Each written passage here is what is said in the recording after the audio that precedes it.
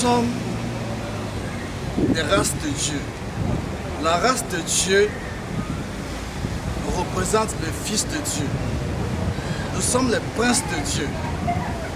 Jésus étant le roi, nous sommes des princes. Et Jésus a fait de nous aussi des rois par la grâce. Si aujourd'hui nous nous tenons dans la justice et la vérité, alors nous serons comme Jésus et nous allons bénéficier de l'héritage de Jésus.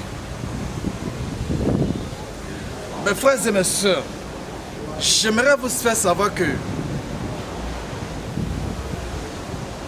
Dieu est très souverain. Si je mettrais parce qu'il n'y a pas son deux, Dieu dans sa souveraineté fait ce qui lui plaît et ce qui lui est agréable. Dieu n'est pas un être humain pour refuser de faire du bien à quelqu'un. Dieu, quand il prend sa décision, il le fait avec un bon cœur.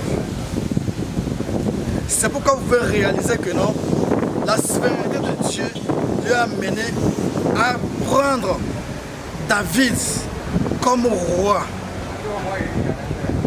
La souveraineté de Dieu a fait que David est devenu roi. Pensez-vous qu'en Israël, il n'y a pas de plus intelligent? Pensez-vous qu'en Israël, à cette époque, il n'y a pas de plus grand? Pensez-vous qu'il n'y a pas de plus fort? Il y en a.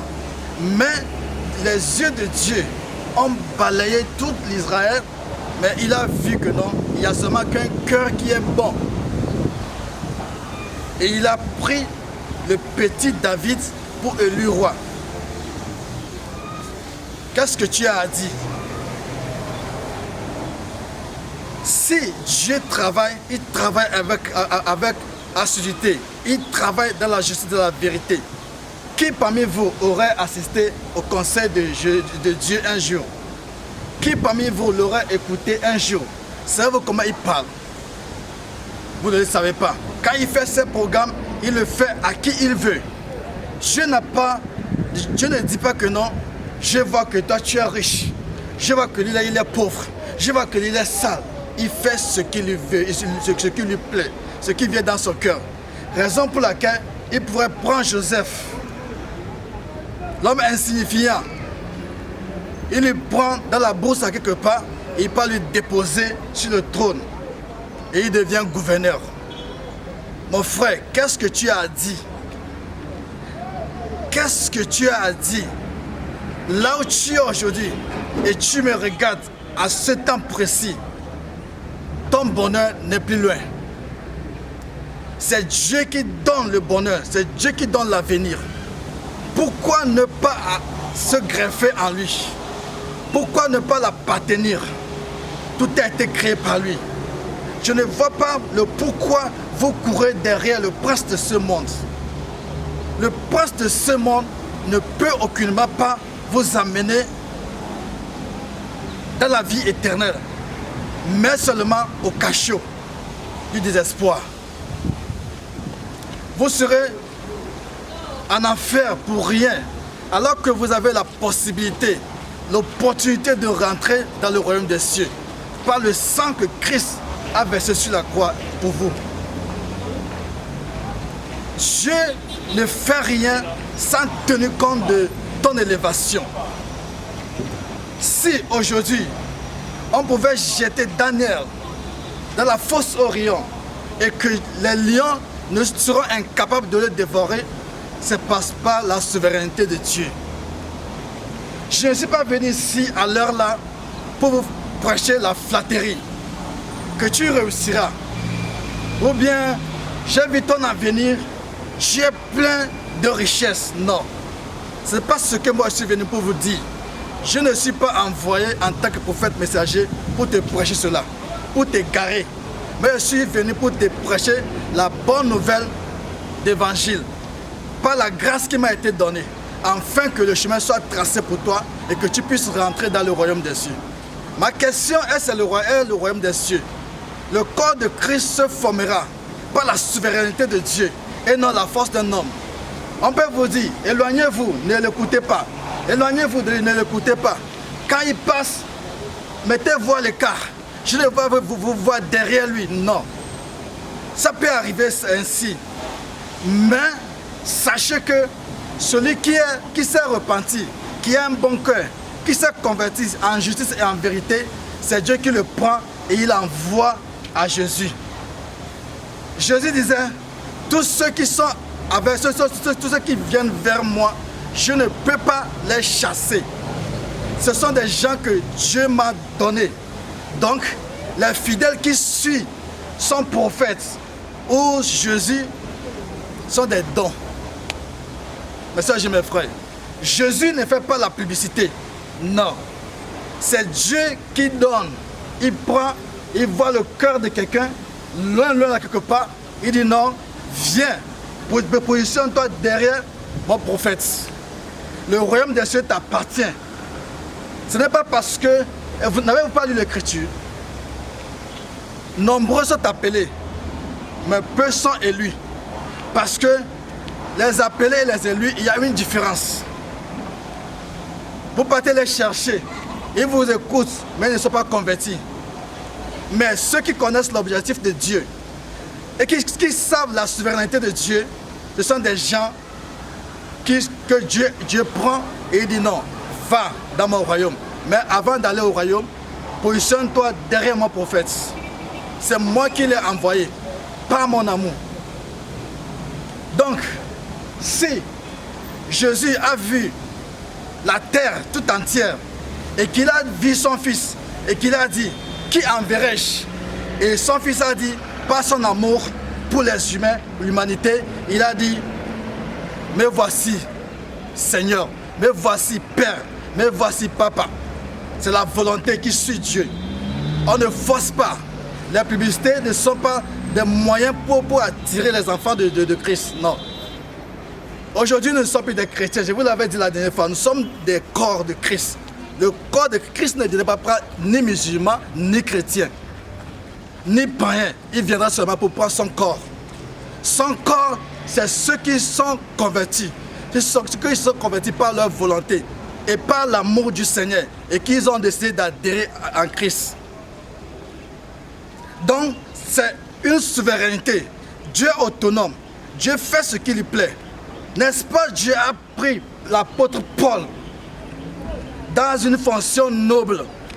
L'apôtre Paul était un commerçant rempli d'argent. Son père est riche aussi. Il fabriquait des tentes, bien qu'il soit prêtre. Et c'est en aspirant à être grand prêtre que Dieu l'a sauvé. Dieu a dit non, tu pars dans la perdition. Et Dieu l'a pris. On lui a dit non, une personne appelée Ananias viendra t'ouvrir les yeux. Et on te dira ce que tu feras pour moi. Et quand il a vu Pierre, qu'est-ce qu'il a dit? On me dira combien de fois je souffrirai pour l'amour de son nom. Nous sommes venus pour souffrir pour l'amour du nom du Seigneur. Et non, nous sommes venus pour souffrir pour notre ventre. Non. Le ventre, c'est autre chose. Si vous œuvrez réellement, dans votre service se trouve la bénédiction. Vous allez manger et boire, certes. Dieu ne vous a pas privé de cela. Il vous a autorisé. Vous allez manger et boire. Mais pensez-vous quand il disait que non, et nous sommes devenus riches, il y a plus de pauvres parmi nous. Pensez-vous qu'ils avaient l'argent extrapolé? Non. Paul disait que non. On passait des jours sans manger, ni 3 jours, 2 jours, 3 jours sans manger. C'est pourquoi nous jeûnons quotidiennement. C'est pourquoi nous jeûnons quotidiennement. Vous voyez? Donc, l'évangile, ce n'est pas la fortune. L'évangile, ce n'est pas l'argent. Ta fortune se trouve dans le lieu céleste. Dieu même l'a gardé pour toi. Et seulement, tu serais persécuté, a dit l'Écriture. Mais si tu tiens jusqu'à la fin, tu seras couronné de gloire. Mais le problème est où? Dieu sait que ici-bas, tu vas manger un peu. Tu vas boire. Parce que la vie du royaume est découpée de cette vie. Dieu est souverain. C'est pourquoi il peut prendre n'importe qui pour devenir président. Dieu est souverain. C'est pourquoi il a pris dans le prophète Daniel pour devenir ministre. Ton problème est où? Tu vas seulement crier. Tu vas seulement faire la jalousie. Tu vas seulement persécuter. Mais ça ne changera rien. Dieu, dans son amour profond, dans son indépendance, dans son autorité, dans sa souveraineté, m'a vu. Et il a dit, voilà celui en qui mon cœur prend plaisir. Il a dit, va, tu seras mon prophète messager. Et tu formeras le corps de Christ pour moi. Annonce l'avènement de Christ. Forme la femme de Christ, sans trace, ni rite, avec l'odeur agréable. Et je passerai pour l'épouser. Ton problème est où? Tu es là, tu dis, lui là aussi, tu es là, tu calomnies, tu dis non, ça ne serait pas lui, c'est notre tonton qui va nous prêcher, c'est notre tonton qui va nous prêcher, c'est notre père qui va nous prêcher, peu importe. Pierre a dit, c'est ton choix. Il a dit ça à Jacques, c'est ton choix. Il a donné le même Saint-Esprit qui mène à la repentance, aux païens aussi. Et j'ai mangé chez les païens et j'ai bu, j'ai dormi sur leur toit. Jacques s'est fâché. Il a dit, c'est ton choix. Tu ne feras que des tapages de rouille. Donc, soumets-toi à l'autorité de Dieu. Cours d'après lui. Fais sa volonté. Et tu verras que la nomination d'un homme de Dieu ne vient pas d'un pasteur. Mais ça vient de Jésus. Et ça vient de Dieu lui-même. Donc, si Dieu fait son choix et que la personne commence à œuvrer pour lui, croise les bras et observe-lui. Tu n'es pas le juge de quelqu'un.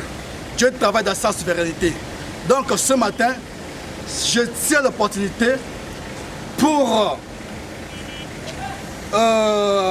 vous dire ce qui est vrai dans la vie et que ce qui vous a mené à se convertir et à se repentir et à se tourner vers Dieu afin que la rémission des péchés soit faite.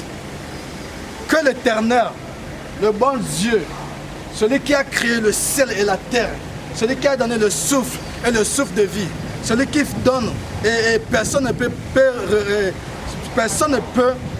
reprendre, vous bénisse et qui vous amène dans sa gloire et qu'il vous ouvre les yeux et que vous sachiez que ce qui arrive conformément à la volonté de Dieu arrive comme il le faut. Donc obéissez, que l'Éternel vous bénisse.